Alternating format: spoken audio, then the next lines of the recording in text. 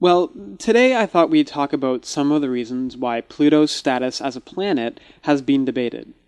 You see, until recently, what makes a planet was one of the simpler concepts in astronomy. It's always been deemed so obvious, so basic that it was never officially defined. So anyway, improvements in telescopes and related technology have led to a whole host of discoveries in our solar system, with one result being that now even the generally accepted idea of what a planet is being challenged, or at least qualified. And this directly affects the status of Pluto. So, what makes Pluto so different that it could be reclassified?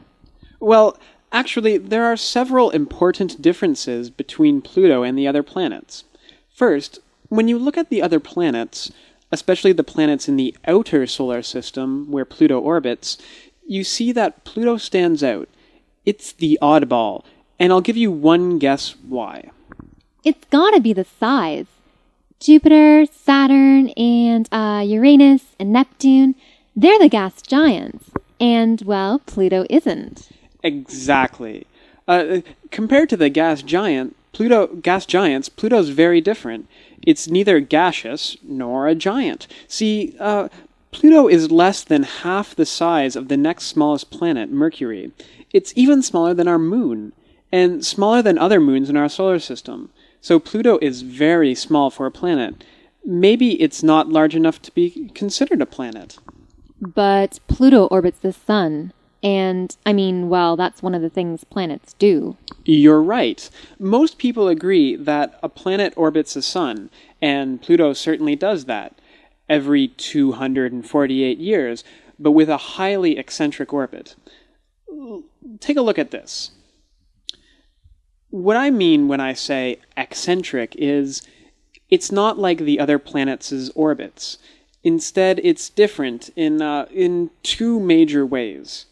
One, it's elliptical, but the others are nearly circular. So, for part of its orbit, Pluto is closer to the Sun than Neptune, and for the rest, it's farther away. And two, Pluto orbits on a different plane.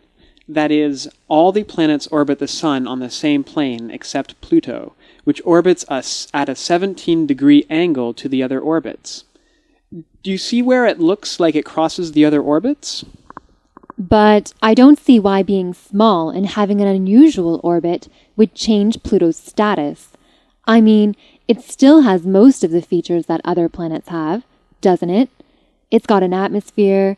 Granted, it's thin, but it's there. It even has a moon. That's true. In fact, if it wasn't for the discovery of the Kuiper Belt, there probably wouldn't be a question about Pluto's status.